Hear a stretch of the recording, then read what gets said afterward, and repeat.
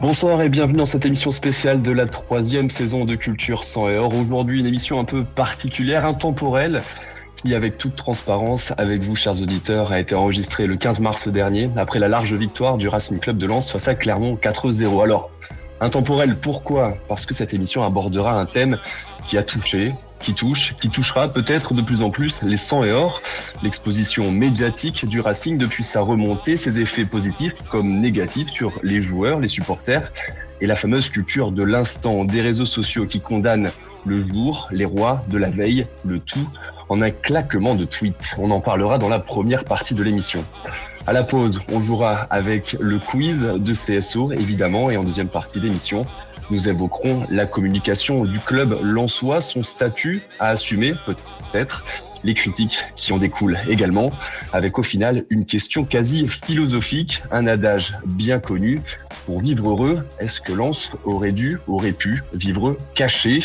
Bref, que faire de cette fameuse rançon de la gloire? Alors pour m'accompagner dans cet épisode qui rappellera à certains leur épreuve de philo du bac, une équipe de choc, on peut le dire. Alors pour commencer, c'est un féru de Twitter, un judiciaire numérique dans ce monde impitoyable des réseaux sociaux. Ces livres qu'il met d'habitude en évidence derrière lui sur son étagère l'aideront sûrement à répondre à de nombreuses questions. C'est Antoine Combe. Salut Antoine, comment ça va? Bonsoir à tous, ça va très bien, merci pour cette émission spéciale. Alors lui, tweet moins, lit sûrement plus, du moins c'est ce que sa bio Twitter laisse transparaître. Son nom évoque certaines des plus belles pages de la littérature française. Hugo Noré est avec nous. Salut Hugues. Bonsoir Lucas, bonsoir à tous les supporters lensois. Qu'il aime Socrate ou Socrates, il nous rappellera ce soir que l'on n'est pas dans un café littéraire, mais bien dans un débat foot, le cadre de la toile sur laquelle nous peindrons cette émission. Antoine est également avec nous, l'autre Antoine, justement. Salut Antoine. Salut Lucas, très bonne première à toi et bonjour à tous les supporters lensois. Merci. Et enfin, sa barbe, désormais légendaire, n'a rien à envier aux barbes des philosophes grecs de l'Antiquité. Et son savoir non plus d'ailleurs. Thomas Fauvergue est avec nous. Il complète notre quatuor de chroniqueurs ce soir. Bonsoir Thomas. Bonsoir Lucas, bonsoir à tous. Alors voilà, les présentations sont faites. Allez, il est temps de siffler la première mi-temps. Alors, je vous le rappelle que vous pouvez suivre CSO Culture 100 et Or sur les réseaux. C'est d'ailleurs de circonstance, Twitter, Facebook et Instagram. Rendez-vous aussi sur notre site web culture100etor.com. Vous y trouverez plein d'articles très intéressants sur le club, notamment écrits par certains chroniqueurs de ce soir. Alors, c'est la nouvelle façon de consommer le football, de le commenter, d'en juger les acteurs, les critiquer très vite, très fort, encore plus vite, toujours plus fort. Les réseaux sociaux sont désormais la place forte des débats de troisième mi-temps. La réflexion s'efface souvent au profit du buzz, de la petite phrase. Sur Twitter, les rois couronnés d'un jour sont les maudits du lendemain. Et si on écoute certaines tendances, c'est qu'Ofofana n'aurait pas dû être prolongé. Loïs Openda aurait déjà dû être vendu. Certains commentaires extrêmes sur le Racing auraient pu nous faire croire que Lens se battait pour le maintien. Eh ben non. Toutes ces tendances sont cristallisées dans ce que l'on peut appeler la culture de l'instant. Mais finalement, après ces 2 mois dits compliqués, entre guillemets, Lens est toujours au sommet du classement et toujours troisième derrière Marseille à l'instant où on enregistre cette émission. Bref, il ne fallait peut-être pas tout jeter, n'est-ce pas Antoine Combe? On pouvait lire ça ici et là. Finalement, ça va en fait pour Lens. Ça reprend un peu déjà le thème de cette soirée où est-ce qu'on n'est pas un peu trop dans la culture de l'instant, et c'est l'un des mal que peut connaître le foot et de manière un peu plus large la société de par les réseaux sociaux où on est dans un système de l'instantané. Vous tweetez, ça va très vite, ça prend 10 secondes. Donc à partir du moment où on peut émettre une opinion aussi rapide, forcément ça peut avoir un impact et ça peut traduire aussi une volonté de je partage mon avis et forcément je veux le partager avec les autres, et le sujet du football et des résultats de Lens en l'occurrence font que forcément il peut y avoir des dérives par rapport à ça. Bon, on aura le temps de l'évoquer tout au long de l'émission, mais vraiment en préambule, c'est l'un des aspects négatifs, l'une des dérives des réseaux sociaux, parce que preuve en est, Culture Senior peut faire très bien les choses, le club peut faire très bien les choses, mais il y a toujours les aspects positifs et les aspects négatifs qui peuvent amener sur la culture de l'instant, malheureusement. Alors, est-ce que, Hugues, pour rebondir là-dessus, est-ce que ce sont les réseaux sociaux et Internet qui a provoqué ça, ou est-ce que finalement il y a aussi une certaine mentalité qui a changé chez les supporters lensois, notamment depuis la montée du RC Lens en Ligue 1? Moi, je pense que si on regarde sur le temps long, les supporters, ils n'ont pas vraiment changé. Et que ce qu'on lit sur les réseaux sociaux, et ben, quand on était comme moi attablé à un bar dans les années 90, ben, on l'entendait à la fin du match. Sauf que là, tout le monde peut le faire depuis son canapé, même en étant très loin de Lens. En n'ayant pas accès à une parole médiatique, en n'étant pas écouté par les journalistes. Et ça donne une profusion de commentaires qui sont évidemment difficiles à trier. Alors évidemment, il y a des gens qui sont plus suivis que d'autres. Il y a des gens qui apparaissent d'un coup et qui vont ne faire que des critiques et qui vont disparaître aussi vite. Mais moi, je pense que le médium a apporté cette immédiateté qui fait que tout le monde est sur le même niveau. Un tweet, c'est un tweet. Évidemment, il y a une beaucoup plus forte visibilité si on a beaucoup d'abonnés. Twitter permet de faire ses choix, mais on donne la parole à des gens qui ne sont pas toujours bien informés et certains qui sont là avec même de mauvaises intentions, qui ont, je ne sais pas, un ressentiment contre ceux qui ont réussi dans le football. Parce que tous ceux qui commentent, peut-être qu'ils rêvaient d'être footballeurs, mais qui ne le sont pas. Antoine, je t'ai vu acquiescer justement sur cette culture de l'instant. Est-ce que c'est une pratique peut-être inhérente à ce football un peu moderne où on est justement obligé de tout critiquer, de tout commenter? Bah, c'est un peu compliqué parce que je suis tout à fait d'accord avec Hugues. Je pense que faut se rappeler que souvent dans Culture sans heure, on ramène cette anecdote que dans les années 2000, quand Lens était au maximum, peut-être encore un peu plus haut qu'aujourd'hui, mais vraiment ça devait se jouer à une place près, ne gagner que 1-0 à domicile contre Sedan et les joueurs du Racing Club de Lens étaient sortis sous quelques sifflets. Donc en fait cette hyper exigence du supporter lensois, en fait, on peut même se demander si elle n'est pas aussi dans notre ADN, c'est-à-dire que dans une certaine mesure, le public va se sublimer. Et moi, c'est un peu une théorie des fois mais je pense qu'elle est valable pour beaucoup de clubs. Le public lensois se sublime dans le côté fidélité quand le club va mal ou quand le club est en difficulté et a tendance à s'embourgeoiser quand le club va bien et jusqu'à des fois demander des choses qui sont peut-être un petit peu au-delà de ce à quoi il pourrait prétendre en temps normal. Et c'est vrai que je suis d'accord avec Hugues. Je pense que au final, les commentaires de comptoir, on les a toujours entendus, même il y a une quinzaine, vingtaine d'années. Maintenant, c'est vrai que je pense que en fait, on est face à une combinaison de deux choses, qui est le réseau social et l'émotion, qui fait que parfois, en fait, ça devient absolument illisible, parce qu'en fait, vraiment, tu vas retrouver l'émotion qui empêche en fait toute prise de recul avec la capacité de donner à tout le monde d'y aller, de verser en fait sa frustration ou sa colère sans raison gardée. Et c'est là en fait où effectivement ça devient des fois un petit peu lourd. Thomas, pour terminer un peu le tour de table là-dessus, pour commencer, est-ce que tu trouves que justement les supporters lensois se sont un peu embourgeoisés pour reprendre les termes d'Antoine? Ouais, on n'est pas loin de ça et il a raison. Moi, quand il y a des fêtes, je vais pas sur Twitter, ça c'est sûr, parce que c'est compliqué à lire tout ça. On peut vite perdre le moral, hein, c'est clair. Hein. Alors que quand il y a victoire, on est limite champion la semaine à la fin de la saison et on va gagner tous les matchs. Donc c'est sûr que le public, plus on donne, plus il veut recevoir et encore aller plus haut.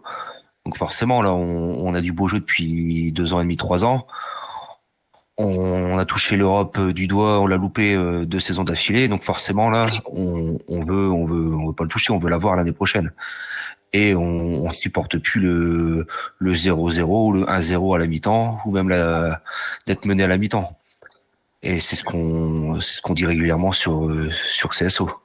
Après, dans un sens, je me permets dans un sens de rebondir, c'est peut-être aussi ce qui va permettre à une direction ultra professionnelle et ultra ambitieuse de dire à des joueurs, au moment du recrutement, au moment du ciblage des profils, au moment des mises au vert, des préparations de saison, de la définition des objectifs, vous jouez devant un stade qui a fait plus de 20 guichets fermés consécutifs, où ici il y a une vraie attente.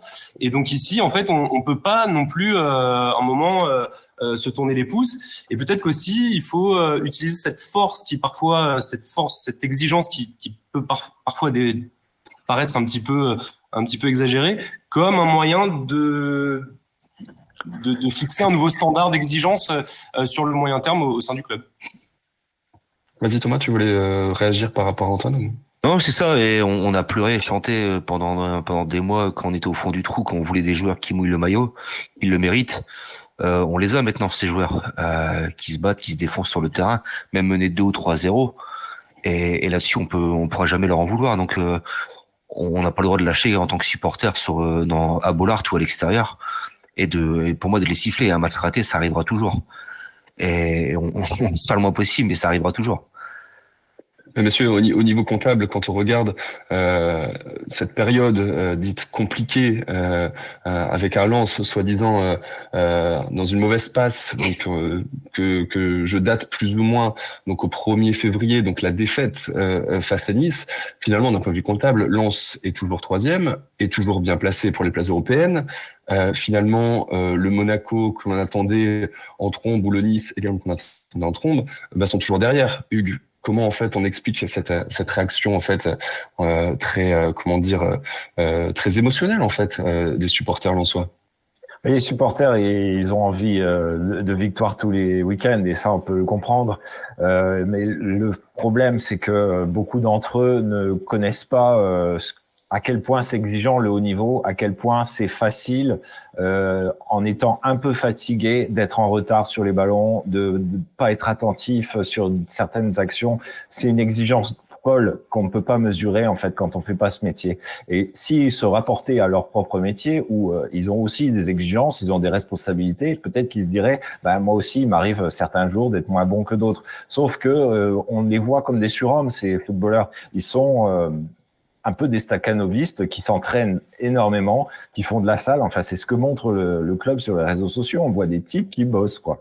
Et effectivement, à Lens, ça bosse. Donc, on attend d'eux qu'ils soient infaillibles sur le terrain. C'est pas très réaliste. Ils ont eu des moments plus difficiles, ce qui est normal. C'était l'hiver, c'était un enchaînement. Moi, ce calendrier, il me paraissait aberrant. Et est-ce qu'il y a suffisamment de gens qui ont ce recul, qui ont cette expérience de ce qu'est tout simplement la physiologie d'un footballeur, sa psychologie aussi, je pense qu'il n'y en a pas tant que ça. Et le supporter, lui, ce qu'il veut, c'est de la victoire, de la victoire, de la victoire. Ça n'existe pas, à moins de supporter le Real, quoi.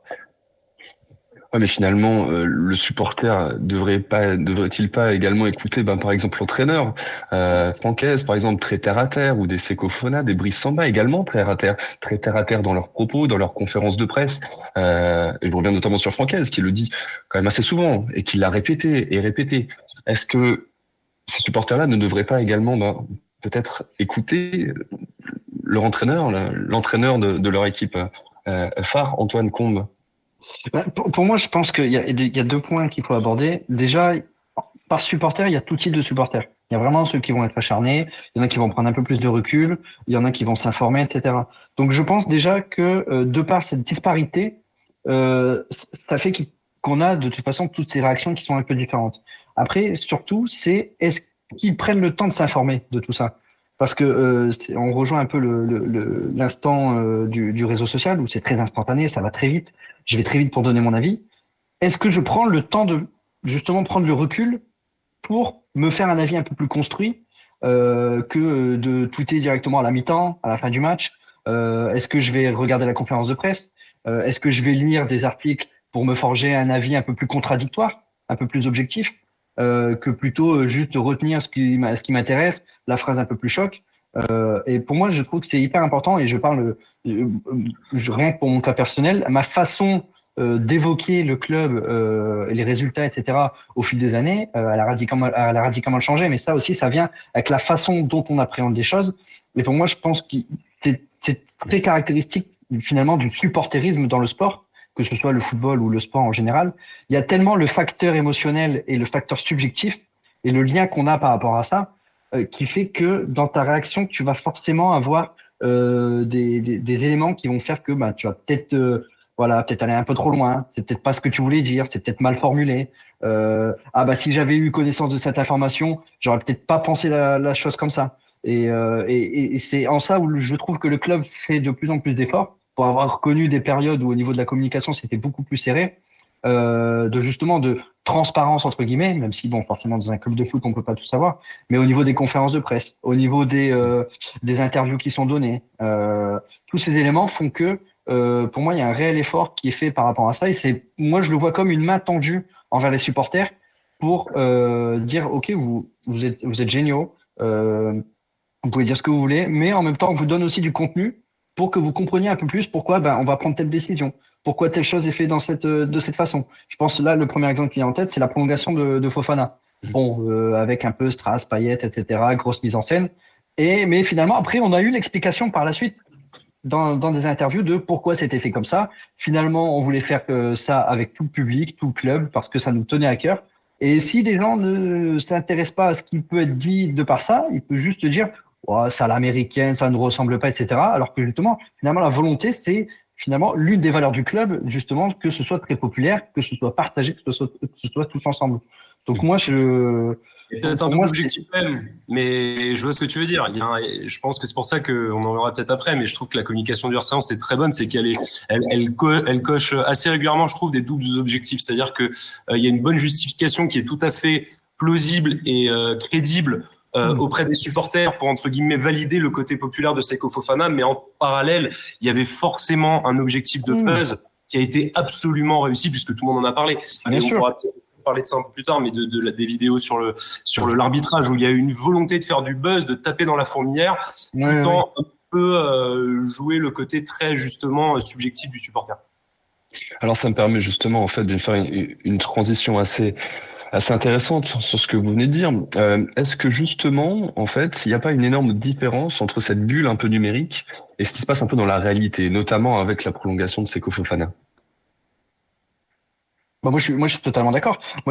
Pour moi, faut pas oublier que quand on est sur Twitter, voilà, comme je disais, 10 secondes, c'est tweeté, mais c'est vraiment un microcosme. Hein. Tu vas au stade, je pense que la majorité des personnes n'ont pas Twitter.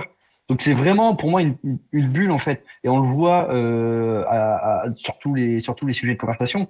Mais pour rester sur le sujet, pour moi c'est vraiment pour nous ça va nous paraître un peu la majorité, mais finalement parce qu'on est confronté qu'à ces avis-là. Mais et ça rejoint un peu ce que je disais juste avant, où il y a une telle disparité dans la façon de supporter que finalement pour moi c'est juste un petit élément du supporterisme qui en fait partie, hein, de la communication, etc. Mais voilà, tu vas au stade, le nombre de personnes qui ont écouté la conférence de presse d'avant-match, je pense pas que c'est la majorité, hein, par exemple. Donc, Bon, super transition, on va sortir un peu des réseaux sociaux, sortir de cette bulle et peut-être évoquer, évoquons ensemble justement le traitement médiatique des médias nationaux et régionaux. Thomas, trouves-tu que le traitement médiatique du Racing Club de Lens a changé au cours des 3 dernières années, depuis la montée du Racing Club de Lens en Ligue 1? Oui, je pense qu'on est monté encore d'un cran, même si Lens a toujours eu, même en Ligue 2,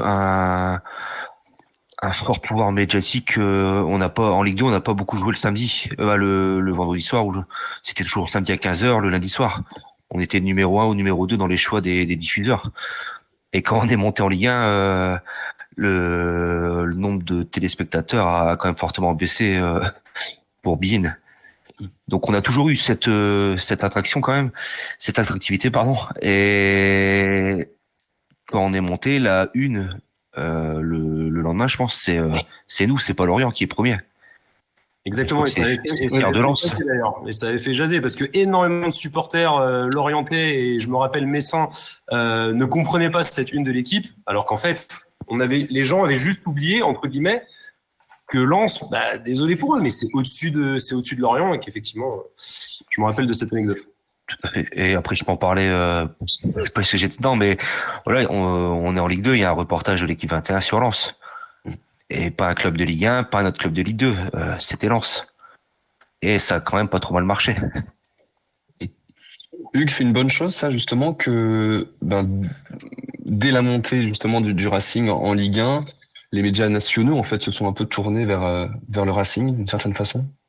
Oui, pour connaître pas mal de journalistes sportifs, pour avoir moi-même couvert le RC Lens, il y a une cote d'amour incroyable dans la presse, dans les médias nationaux. Les supporters parfois se disent qu'on n'est pas aussi aimé que Lyon, que peut-être même Lille. Ouais, ne parlons même pas de Marseille et de Paris. Mais toujours est-il que les journalistes sportifs adorent venir à Bollaert, adorent parler du public du RC Lens, sont très curieux de ce qui se passe au RC Lens. Ils n'ont pas forcément toujours l'espace pour évoquer ce club, mais quand même, il y a eu... moi, je me souviens, après la montée, à l'intersaison, il y avait quand même des journalistes qui se disaient que Lens aurait éventuellement des difficultés à se maintenir, sauf que ça fonctionnait très vite, très fort. Donc, depuis... il y a sans arrêt ce discours qui est que le Lens de Francaise produit du jeu. Ça, c'était des gens qui ne l'avaient pas vu jouer en Ligue 2. Et on a renforcé notre image de club qui apporte de belles images, parce que quand il y a un stade Bollaert plein et que ça chante, tout le monde est unanime. C'est fantastique. C'est excellent pour le football français. Donc que le club, depuis le début de la saison 2020-2021, soit énormément suivi par les médias nationaux, mais c'est pas étonnant. Il y a beaucoup de choses à dire. Il y a une belle histoire qui se raconte, qui est la remontée depuis l'enfer qu'on a eu pendant ces années 2010. Donc il faut toujours se rappeler que Lens est aimé par les journalistes. Alors, les résultats, évidemment, du RC Lens, t'en as parlé, le style, Hugues, t'en as parlé du style de Francaise, de cette équipe, de cette image un peu sympathique aussi de l'équipe et du club, des joueurs à qui on s'identifie assez facilement, a forcément attiré l'attention des médias nationaux, mais en parle-t-il avec justesse, justement, de cette équipe? Est-ce qu'il n'y a pas non plus parfois certains, je sais pas, je dirais certaines mauvaises Préjugés. Je sais pas. Ouais, t'as des préjugés. Je savais pas vraiment comment le dire, Antoine, mais ouais, est-ce qu'il y a pas certains préjugés justement par rapport au Racing Club de Lens? Alors en fait, moi ce que j'ai remarqué déjà, c'est la couverture du RC Lens, elle a été assez graduelle et parfois c'est vrai qu'on a pu remarquer un petit temps de décalage entre ce qui se passait réellement et ce qui était raconté dans les médias nationaux.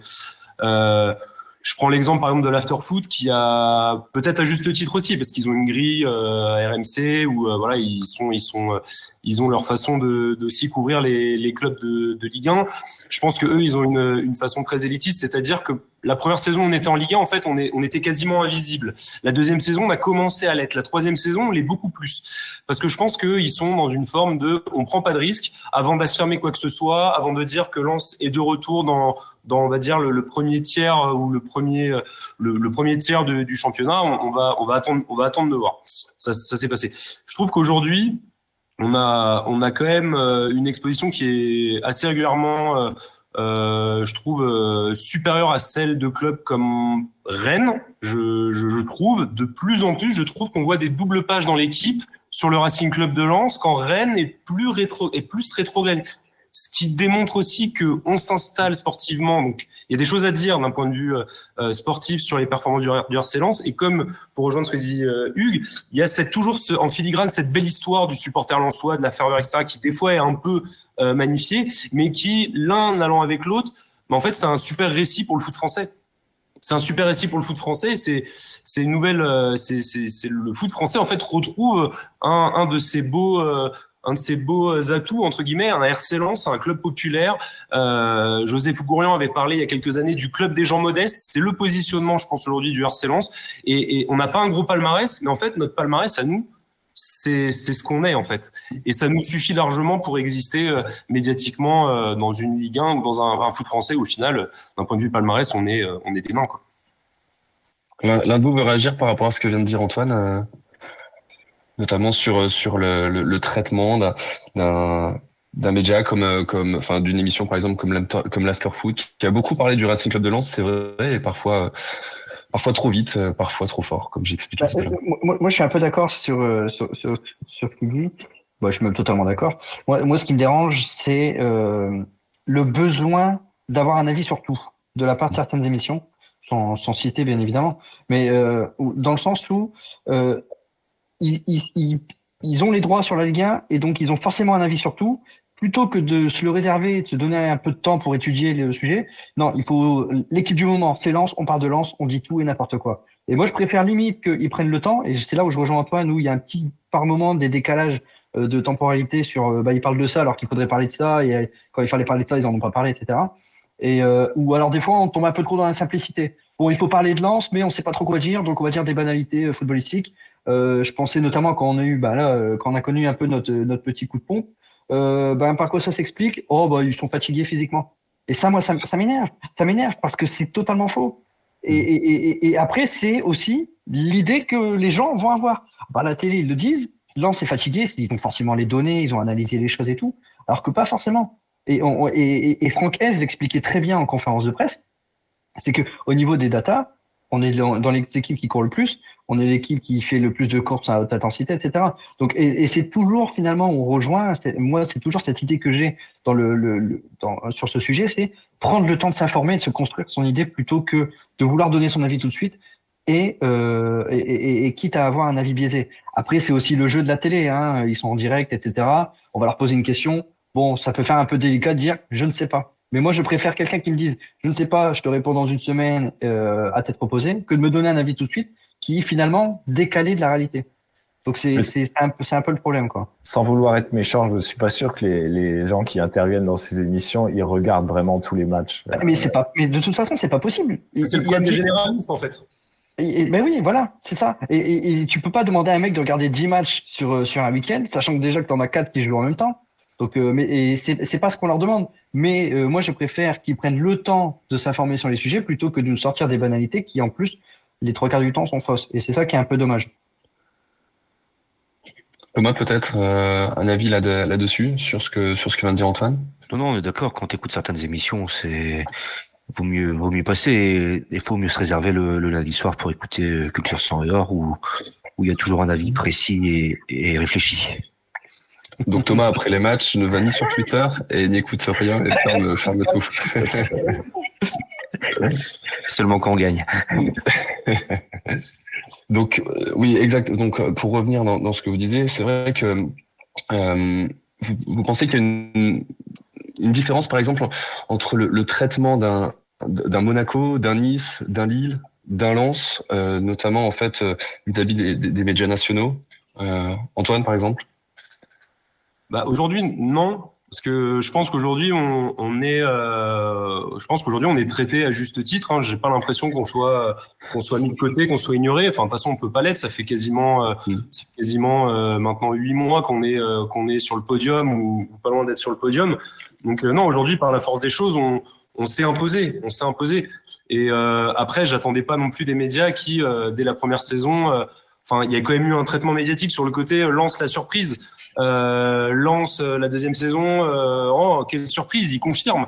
Là où effectivement le seul petit problème que j'ai, mais après c'est encore une fois ce qu'on dit, c'est sur les médias trop généralistes à vouloir tout dire, en fait on dit plus rien. En fait quand ils veulent traiter aussi bien du PSG, de Lyon, de Marseille et du RC Lens, en fait le RC Lens forcément c'est le dernier match qu'ils vont regarder. Et souvent ils regardent pas le match, ils regardent des highlights. Et en fait ils vont faire peut-être un peu des analyses préconçues. Lens va moins bien, donc Lens est fatigué, Lens a un coup de barre comme la saison précédente, il y a 2 saisons.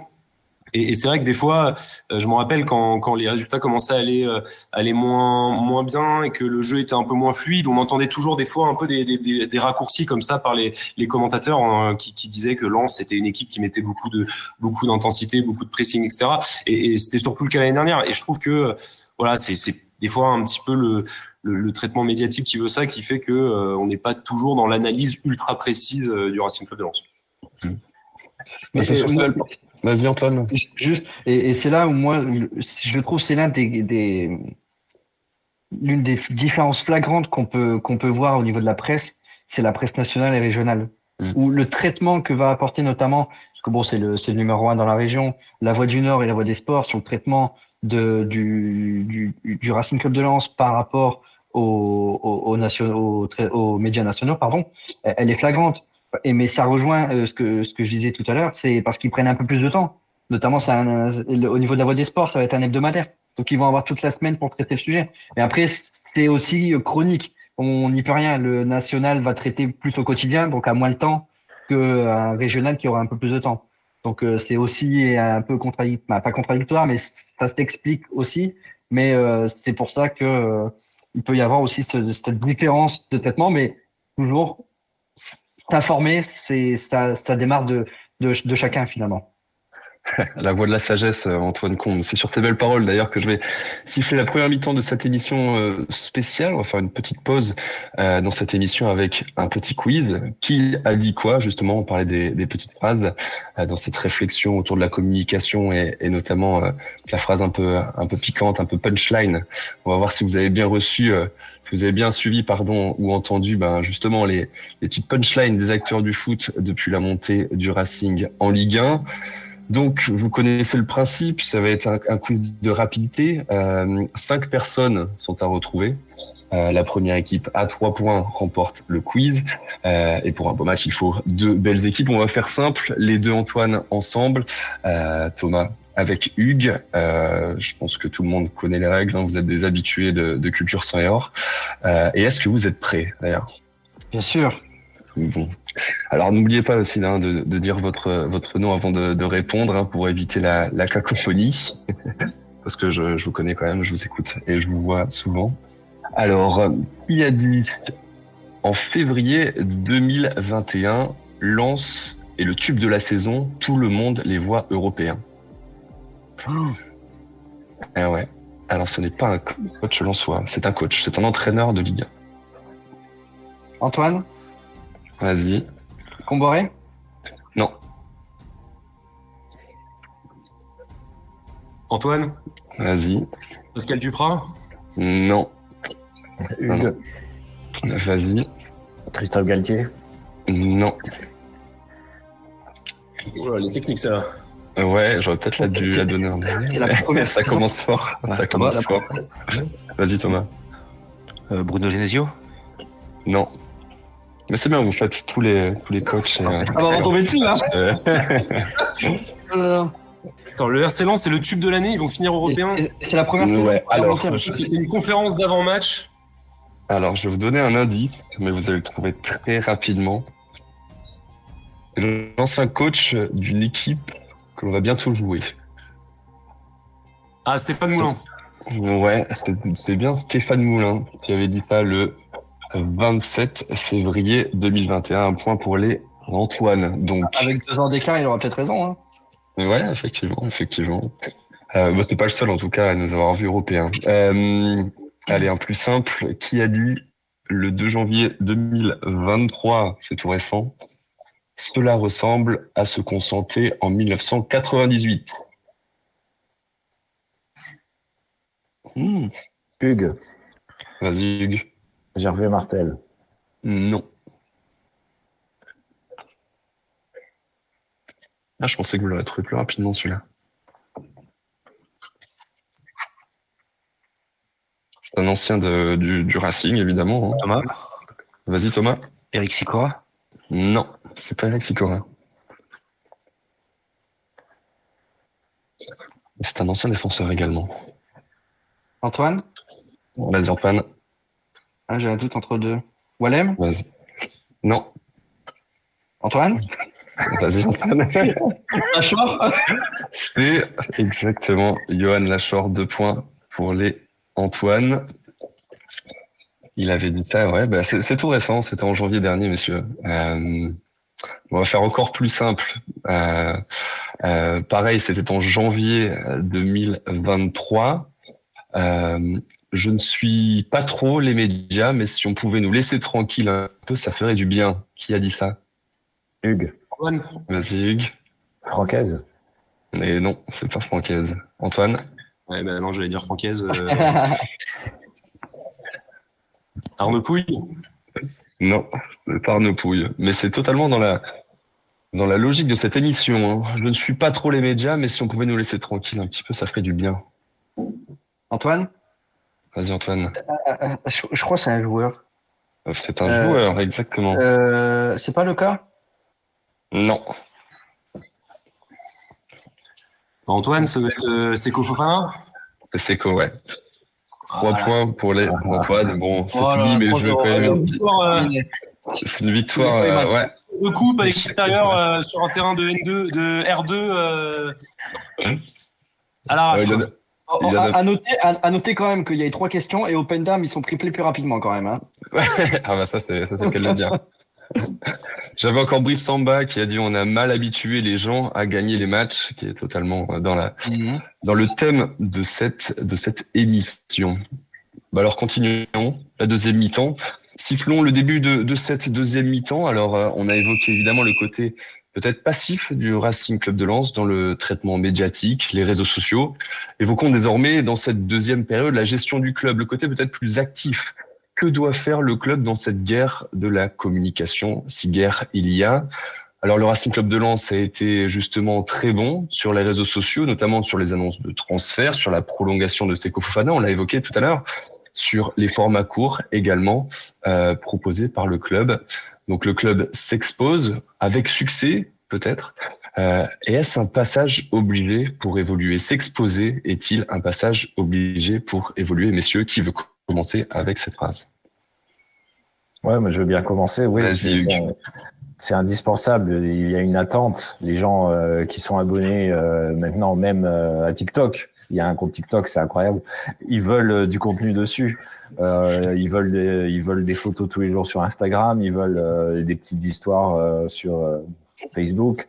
Donc effectivement, le fait d'avoir recruté un très bon community manager, c'était une excellente idée. Ça renforce le profil du club sur les réseaux. C'est quelque chose qu'on regarde aussi à l'extérieur, comment un club peut améliorer sa communication.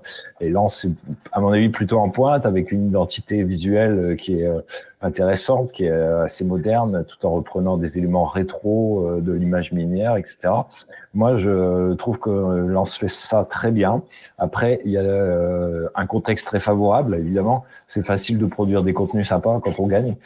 Quand on perd, qu'est-ce qu'on va produire de sympa? Qu'est-ce qu'on va pouvoir dire? Est-ce qu'on va pouvoir avoir de l'humour, etc.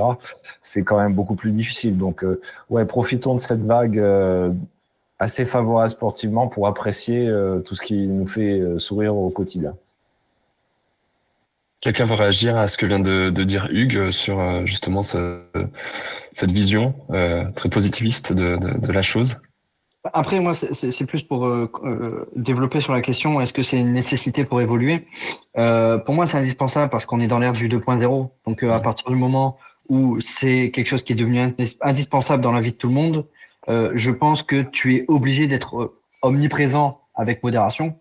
Contradictoire, mais vous comprenez l'idée. Sur les réseaux sociaux, dans la communication, comme le dit Hugues au niveau de TikTok, c'est beaucoup les jeunes, c'est aussi le public qu'il faut aller chercher pour fidéliser. Donc c'est tous des objectifs du club qui, par la communication, permettent d'atteindre certains objectifs, que ce soit au niveau marketing, donc fidélisation, présence au stade, etc. Donc pour moi c'est évidemment une nécessité où le club avait pris, je trouve, un peu de retard quand on est en Ligue 2, mais parce que les priorités étaient tout autres au niveau du sportif. Et donc là, vu que tout s'enclenche tellement bien, ça se fait naturellement. Et quand forcément tu mets les personnes compétentes au poste qu'il faut, forcément le train il roule quoi. Est-ce que les résultats aussi du Racing Club de Lens n'ont-ils pas accéléré aussi cette communication, faire vite et efficace d'une certaine façon? Antoine, t'as un avis là-dessus ou... Dans un sens, oui. Enfin, je rejoins ce qu'a introduit Hugues et ce qu'a complété Antoine. C'est-à-dire que je pense qu'il y a une forme de darwinisme dans le football. C'est-à-dire que un club de foot qui va rester trop vite figé sur ses acquis, en fait, va se retrouver très vite dans une phase de stagnation et encore plus dans le football que dans beaucoup d'autres activités. Quand tu commences à stagner, généralement, c'est le début de ton déclin. Et on l'a très bien vu nous-mêmes dans notre histoire. L'illustre Gervais Martel, à un moment, a touché du doigt sa limite et n'a pas voulu ouvrir les yeux sur ce qui faisait en fait le début de la fin du RC Lens, quitte à un moment se raccrocher à des façons de manager, à des façons de faire qui étaient complètement désuètes. Et aujourd'hui, le football, c'est encore plus ça qu'avant. C'est-à-dire qu'aujourd'hui, vraiment, il faut tout le temps se remettre en question, tout le temps se révolutionner. Et c'est vrai qu'en ça, on peut souligner que le RC Lens aussi bien sur le sportif que en dehors, on a l'impression qu'on est dans l'air du temps. Et on ne peut que être fier de ça, en fait. Aujourd'hui, je pense que le RC Lens est devenu un club qui rend beaucoup d'autres supporters de clubs qui ont été établis dans le premier tiers de la Ligue 1 envieux, pour pas dire jaloux. Thomas, peut-être une réaction par rapport à ça? Ouais, on évoquait tout à l'heure les transferts importants. Celui de Benjamin Paro est tout aussi important que ceux des joueurs. C'est quand il est arrivé, on a pris une nouvelle dimension. Il y a une charte graphique qui est bien établie. On sent que tout est beaucoup plus carré. On a plus de vidéos de l'intérieur du groupe, les départs en déplacement, tout ça, mais c'est pas encore du voyeurisme. On a juste ce qu'il faut. On n'est pas encore dans le too much, trop tous les jours. On sait qu'on a des étapes dans la semaine où on va avoir le zapping, le inside, le déplacement, 2-3 petits trucs en plus sur Facebook ou Twitter.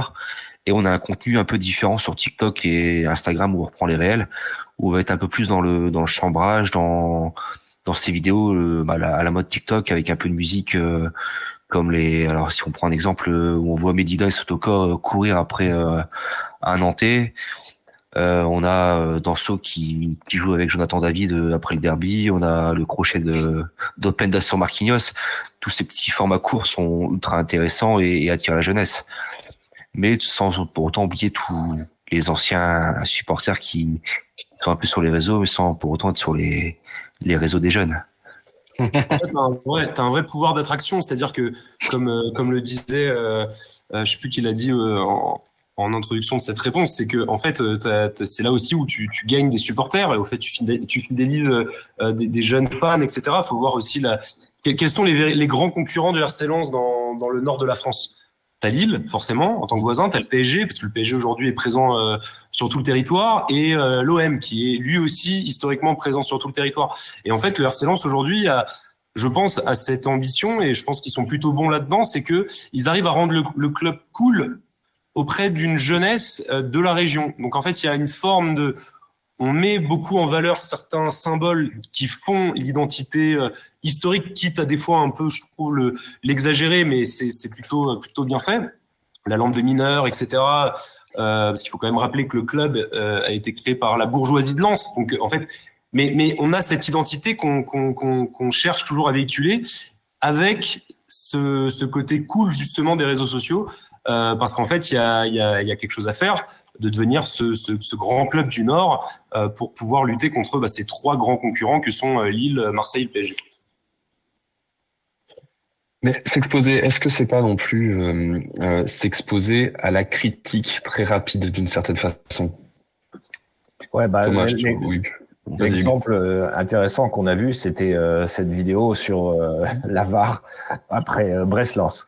Donc là, les supporters lensois ont été contents, globalement, qu'elle soit faite, mais je pense que la réaction en dehors du RC Lens, des supporters lensois, a été négative plutôt. Là, on s'est exposé. On a fait de l'explication après dans les médias avec Arnaud Poul qui est venu dire non, mais nous, on veut juste ouvrir un débat. Bon, ça a été pris avec beaucoup de distance par les gens qui ne sont pas supporters du RC Lens. Moi, je pense que c'était intéressant à faire. Je suis pas sûr que l'effet soit positif à la fin. Et il faudra pas non plus multiplier ce genre d'initiative parce qu'on pourrait passer pour un club de chouineurs. Bon, pour l'instant, on est plutôt un club de winners, donc gardons cette image-là. C'est jamais évident quand les choses tournent moins bien de trouver la bonne distance. Et la bonne communication, c'est celle qui instaure suffisamment de distance. C'est-à-dire, on va pas non plus révéler tous nos secrets. C'est du football professionnel. Il y a beaucoup de choses à cacher à l'adversaire pour le surprendre, mais il faut aussi de la connivence. Donc, distance et connivence, c'est des exigences qui sont un peu contradictoires. Et pour l'instant, Lens y arrive bien, aidé par les résultats. Est-ce que faire cette vidéo, c'était, sans être à charge ou à décharge, n'était-ce pas aussi une façon pour Lens de s'affirmer parmi les grands, de jouer un peu des coups, de dire nous on est là et on est bien là, quoi. Antoine Combe. J'aime beaucoup ce que tu dis parce que ça permet aussi de dire on a le droit aussi de mettre des sujets sur la table.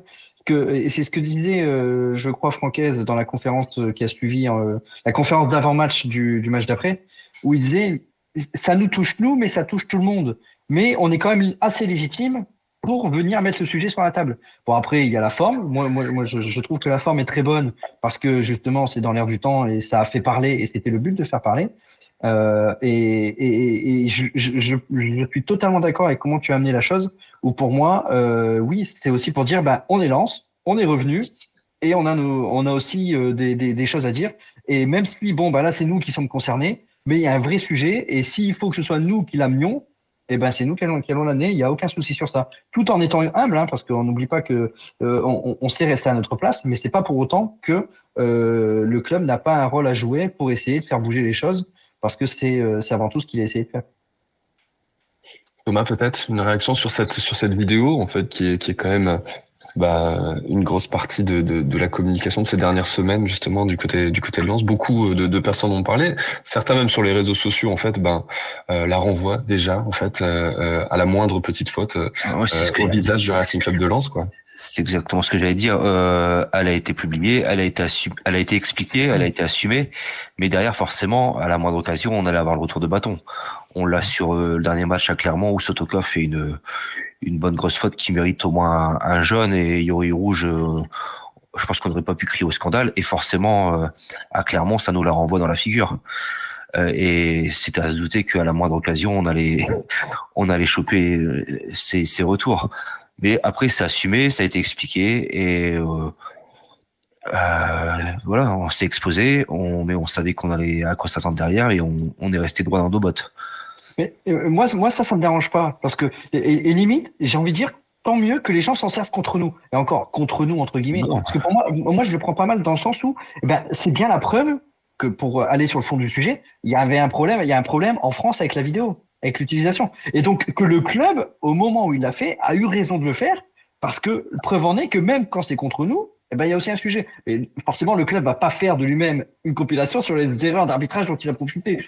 Ce serait quand même un peu aberrant. Mais preuve en est que pourquoi les autres clubs ne s'en plaignent pas, entre guillemets, parce qu'on n'est pas des chouineurs, mais qu'il n'y ait pas une action commune. Limite, moi je préférerais, pour aller un peu dans l'excès, mais c'est ma façon de voir les choses, que limite tous les clubs, chaque week-end, ils sortent une compil de la VAR pour montrer à quel point c'est ubuesque.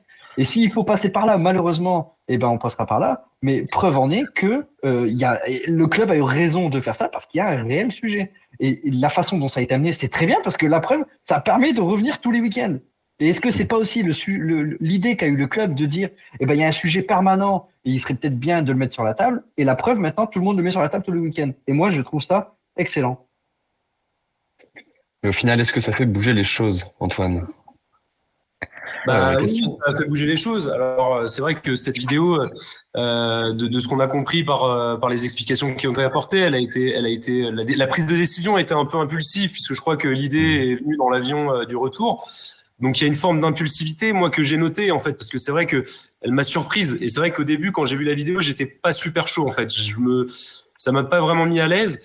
D'ailleurs, aujourd'hui, même si je devais donner un avis sur la question, désolé, mais je vais pas être un bon client, je vais être complètement nuancé. C'est-à-dire que j'aime pas la forme, mais je trouve que l'objectif, au final, a dépassé les attentes, puisque quelques jours après cette vidéo, il y a quand même un haut placé de l'arbitrage qui a appelé le RC Lens, et on a assisté aussi, grande surprise, à une modification en fait du barème des arbitres. Via l'utilisation de la VAR, ce que déjà Jean-Louis Leca avait réclamé la saison dernière, je crois, ou il y a 2 saisons, suite à de nombreuses erreurs avec l'absence de vérification et d'intervention de la VAR. Donc au final, c'est quand même, c'est là en fait où on frise le génie, c'est-à-dire que effectivement on crée un énorme buzz. Alors après, pour faire un petit rappel du début de l'émission, on parlait des réactions sur les réseaux sociaux, mais moi, le petit troll de 17 ans, supporter de Nice, oui, voilà. à remplir son stade, et qui va venir mettre un tweet et qui va être retweeté 50 fois et liké 1000 fois, pour moi, bon, ça pèse pas grand-chose par rapport au final au buzz et à la finalité en fait de ce plan de communication. Donc au final, j'ai pas été hyper emballé par le fait de se mettre de s'exposer autant entre guillemets avec entre guillemets cette manière un peu subtile quand même de chouiner. j'étais pas trop à l'aise, mais au final, vu en fait la finalité et les effets qu'ont eu la vidéo, j'ai trouvé que c'était quand même du génie. Une réaction sur cette idée, sur cette notion de génie, Hugues, peut-être, Thomas? Ouais, moi, je trouve que, sans parler de génie, il y a quand même beaucoup de professionnalisme aujourd'hui dans la communication du harcèlement. C'est quand les publications tombent, moi, je suis toujours impressionné par les bonnes idées qu'il y a. Je trouve que c'est difficile de ne pas être répétitif et que globalement, je suis pas lassé. Alors, je suis un archi-fan. Je me souviens des époques où, quand on voulait s'informer sur le harcèlement, tout ce qu'on avait, c'était les journaux, c'était la Voix du Nord concrètement. Là, aujourd'hui, on est nourri tous les jours. Il y a des choses comme des sites internet indépendants, comme le nôtre, hein, Culture Sans et Or. Il y a beaucoup de médias qui suivent l'actualité du Racing Club de Lens, mais la communication du Racing Club de Lens directement vers ses supporters, bah, elle est quand même, elle nourrit la réflexion, elle permet de se faire une propre idée de ce qui se passe au jour le jour, les diffusions des conférences de presse, les petits éclats. Par exemple, moi, il y a un truc qui m'avait frappé, c'est que quand Francaise a été nommé, on le connaissait par ses déclarations d'après-match sur la réserve. Et ce que j'avais beaucoup aimé en le lisant, moi qui n'avais jamais vu un seul match de la réserve, c'est qu'il était hyper franc. Il disait, quand ses joueurs n'avaient pas bien joué, il le disait très honnêtement. Et je me suis dit, bah ça, c'est un type qui va dire les choses. Il va dire les choses à son vestiaire, au moins. Il va parler d'homme à homme. S'il est capable de les tailler quand ils ont perdu 4-1, eh ben, il va les tailler aussi les professionnels. Donc ça, c'était une preuve que avec un peu d'ouverture, avec un peu d'audace aussi, on peut quand même informer les supporters. Bon, je vais pousser je vais entrouvrir une porte déjà ouverte. Mais évidemment, donc les bons résultats de Lens sur le terrain, sa communication quasi parfaite à vous écouter sur les réseaux sociaux, a évidemment en fait attiré les regards d'un peu partout, que ce soit en Europe ou même en France. Est-ce que Lens, le club, était-il prêt, en tout cas on a l'impression, à autant d'attention, ou bien à autant de pression? Est-ce que les joueurs étaient également prêts à autant de pression, selon vous? Thomas, peut-être? Je l'ai pensé à un moment donné, quand on a eu un peu plus d'exposition et que les résultats étaient un peu moins flamboyants. En fait, j'ai l'impression que les joueurs aussi se sont habitués à cette exposition médiatique, à ces sollicitations dans les médias. Il y avait Klaus l'année dernière avec Émilie Ross, on a notre gardien cette année avec Alexandre Ruiz en Free Ligue 1. On a plus Francaise à droite à gauche. Et c'est vrai qu'on les voit un peu plus que certains clubs. Et au final, ben, tous les joueurs, tout le club digère cette médiatisation. Et on voit qu'en fait, ben, les résultats n'en pâtissent pas et qu'on est toujours là et qu'on a quand même des doubles pages dans l'équipe sans que ça mette une pression supplémentaire aux joueurs. C'est peut-être même une motivation encore en plus, au final, pour se dire, bah ouais, on est là et on sera là jusqu'au bout, malgré ce que les journaux puissent en dire. Après, je pense que la base du projet du RC Lens, c'est vraiment les hommes. Et je pense que en disant ça, on enfonce des portes ouvertes aussi, mais c'est quand même la base de la réussite du RC Lens, c'est que aussi bien sur le terrain que dans le staff, que dans les bureaux, dans les coulisses, je pense que c'est avant tout une histoire d'hommes. Benjamin Parot l'expliquait plusieurs fois dans les médias que aujourd'hui la course à l'information va trop vite. En fait, aujourd'hui il y a des insiders partout, tout le monde sait tout avant tout le monde. En fait, aujourd'hui l'idée du club, c'est plus vraiment d'informer, mais c'est d'amener en fait de l'entertainment avec une dose d'information. C'est plus de contrôler l'information, de dire voilà, aujourd'hui l'information elle reste à la Gaillette, elle sort pas de la Gaillette. Non, aujourd'hui c'est impossible. Et c'est vrai que je pense que aujourd'hui les hommes, aussi bien Benjamin Parot qui doit avoir une sensibilité qui colle à l'identité du RC Lens que Seko Fofana en tant que capitaine, il doit y avoir en fait des atomes crochus entre toutes les personnes qui composent ce club et qui font qu'au final, on s'y retrouve. Et pourquoi on s'y retrouve aussi bien? C'est parce qu'en fait ça nous parle. Il y a quelque chose de très très subtil et de très authentique, tout en restant ambitieux. Et je pense qu'en plus de ça, on recrute des joueurs qui sont capables en fait de gérer cette pression-là. Aujourd'hui, je me rappelle en Ligue 2, à chaque fois, on n'a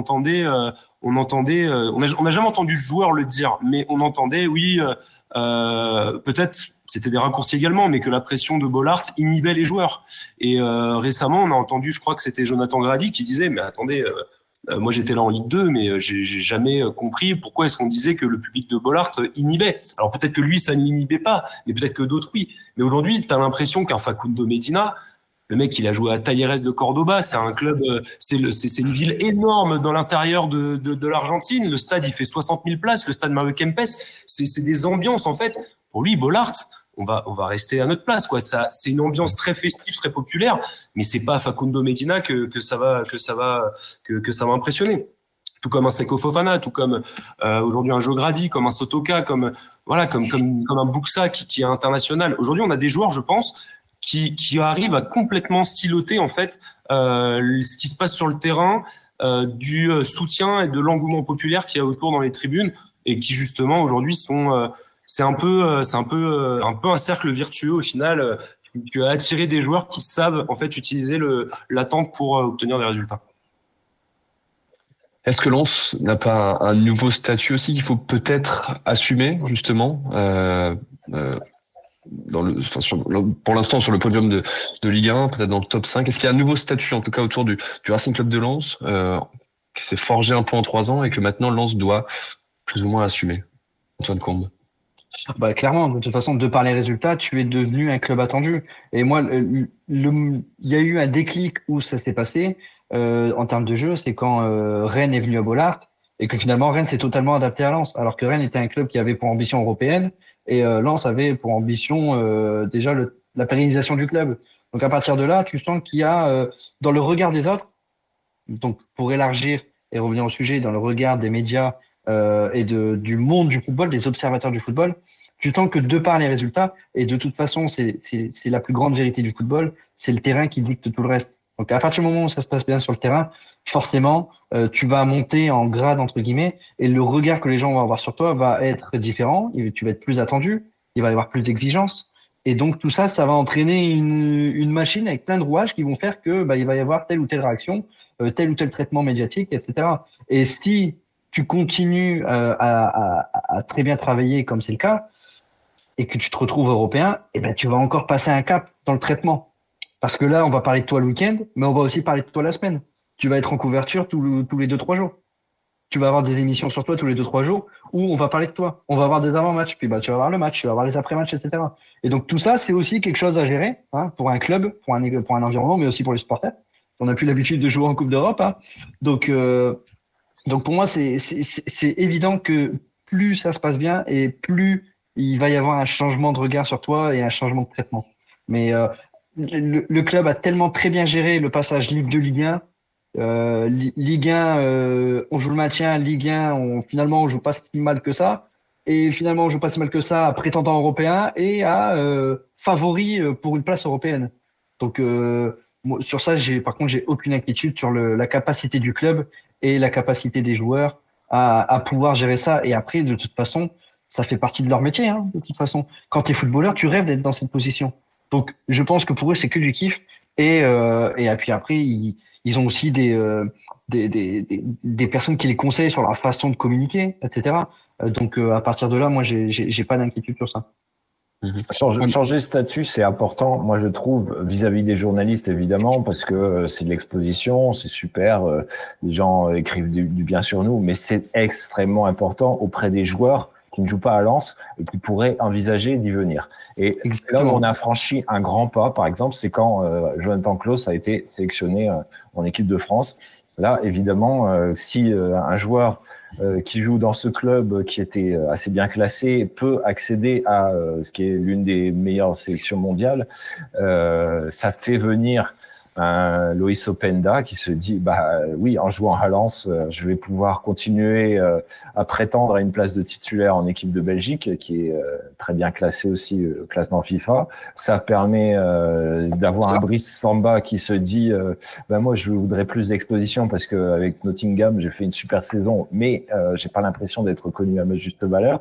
Parce que même avec un club de première ligue, si je joue la fin de tableau, on va pas forcément regarder les matchs. Avec la Ligue 1, on va regarder les matchs. Donc ça, c'est essentiel. Ça permet d'avoir un Kevin Danso qui aujourd'hui retourne dans le groupe autrichien. Ça permet d'avoir un David Machado qui refait son chemin. Ça permet d'avoir un Facundo Medina qui a presque prétendu à une place dans le groupe des champions du monde. C'est quand même, on est en train de vivre une période historique là. T'as oublié Frankowski, t'as oublié Buxa. En fait, on en a tellement aujourd'hui des internationaux. Amel. Ouais, et on parle notamment de beaucoup, en tout cas outre-Manche, de Francaise également, qui est un peu aussi le marionnettiste derrière tout ça. Attention justement à cette rançon de la gloire, de pas perdre tout le monde également côté lensois. Pour en revenir, donc dernier tour de table, il nous reste encore un peu de temps à la première question en fait de ce programme, de cette émission un peu spéciale. Vivons heureux, vivons cachés. Lens en fait n'a pas du tout vécu caché et pourtant Lens semble heureux. C'est ça un peu la morale de l'histoire. Qu'est-ce qu'il faut en tirer? Moi, je suis totalement d'accord, mais le problème, c'est que pour vivre caché, il faut que tu puisses le décider. Sauf que on est dans un environnement qui fait que c'est le monde extérieur qui braque les projecteurs sur toi. Donc à partir de ce moment-là, c'est à toi finalement à être toi-même. Et le club sait très bien le faire. Il sait rester lui-même, tout en s'adaptant, tout en évoluant. On l'a évoqué tout au long de cette émission, et en sachant prendre les bonnes directions selon moi. Mais en effet, oui, le club le vit très bien. Et comme le disait Hugues à l'instant, il faut savoir le profiter parce que on a connu des périodes beaucoup plus noires. Et qui nous dit pas que la saison prochaine, on fera pas juste, avec des grosses guillemets, parce que moi, ça me va très bien après tout ce qu'on a connu, un top 10. Donc, il faut vraiment savourer cette période et vivre heureux malgré le fait qu'on ne peut pas se cacher. Un top 10 avec une Ligue des Champions et un peu de rêve, oui, forcément, oui. Mais c'est vrai que des fois, on oublie aussi un petit peu qui sont à la tête en fait du RC Lens. Joseph Gourian, c'est aussi le président du groupe Prissa. Et le groupe Prissa en France, on le connaît pas. Alors moi, effectivement, en habitant en Espagne, j'ai un peu plus exposé à ce groupe, mais le groupe Prissa, c'est El País et c'est AS, qui est un des deux grands quotidiens sportifs espagnols. Joseph Gourian est très régulièrement en Espagne pour justement accompagner donc l'évolution et la transformation du groupe Prissa. Donc en termes d'exposition médiatique, je pense que ça a tout son sens de le rappeler. Le patron du RC Lens est un homme qui a plus que des billes, qui est le patron d'un des plus grands groupes de presse européens. Et on a également en dessous de cet homme d'affaires, on a Arnaud Pouille, qui également, il faut le rappeler, est l'ancien secrétaire général de la Ligue nationale de rugby, qui a transformé véritablement au début du XXIe siècle le rugby en France, qui en a fait un vrai sport d'entertainment, qui a mis en valeur ce sport au point qu'aujourd'hui le top 14 est certainement le championnat le plus compétitif du monde. Il a été également le DAF du Stade Français sous Max Guazzini. Et Max Guazzini, ceux qui ont eu la chance de suivre un petit peu le Stade Français également au tournant des années 2000, c'était quand même le club qui savait utiliser justement le côté médiatique en sa faveur. Donc aujourd'hui, je pense que il y a tous les étages de la fusée qui font que le RC Lens doit être en mesure, je pense, de plutôt bénéficier d'un traitement médiatique positif que l'inverse. Non, tu as raison, Antoine. Et moi, j'avais envie aussi de parler de Joseph Gourian et de dire il n'est pas du genre à se cacher. Il est le patron d'Amber Capital, ce qui est son fonds londonien, et il a pratiqué la stratégie d'actionnaire activiste, c'est-à-dire des gens qui identifient les problèmes au sein d'une boîte et qui font du bruit pour dire il faut les régler. Mais maintenant, assez d'argent et de temps perdu, on va régler les problèmes. Donc à Lens, il a identifié sans doute qu'il y avait des dysfonctionnements, des choses qui étaient un peu, comme disait Antoine, gérées à l'ancienne, comme du temps de Gervais Martel. Et donc on a rationalisé énormément de choses, on a professionnalisé absolument tout. On est connu comme l'un des clubs qui se sert le mieux de la data, qui prépare le mieux ses joueurs joueurs. Je pense que quand les joueurs qui ne sont pas au RC Lens reçoivent un appel, ils ont l'image d'un club très professionnel qui va les mettre dans les meilleures conditions. Et on avait un outil formidable qui était la Gaillette. Maintenant, il est optimisé. Donc, ouais, si Joseph Ougourlian réussit à la fois dans le sportif et dans tous les aspects, l'administratif, etc., le médiatique également, ben, c'est pas une surprise. C'est quand même quelqu'un qui a une expérience d'entrepreneur, de gestionnaire, de financier et d'homme très offensif pour conquérir tous les secteurs où il s'est engagé, qui sont assez divers. Et ben oui, tout fonctionne dans son sens. Et donc, encore une fois, profitons-en. Gourlian qui a failli faire tomber le groupe Lagardère. Enfin, il a failli retourner le groupe Lagardère. Faut quand même le rappeler. Enfin, on parle quand même d'un fleuron industriel français. Voilà, on parle de ce genre de bonhomme. Thomas, tu as les derniers mots de cette émission, d'une certaine façon, de ce programme, de ce débat. Ouais, Antoine parlait du Stade français et de sa communication qui est liée aussi au marketing avec leur des one-shots, des maillots roses qui sortent un peu du lot sur le top 14. Nous, voilà, la com est importante et plus on a de com, plus on est exposé, plus on a de partenaires qui sont intéressés aussi. Et voilà, la communication amène aussi de l'argent. Faut pas croire qu'on paye le salaire de Seko Fofana avec nos abonnements en Marek ou ailleurs dans le stade avec les assos. Donc forcément, notre communication va amener de plus en plus de monde autour de Lens et de plus en plus d'argent.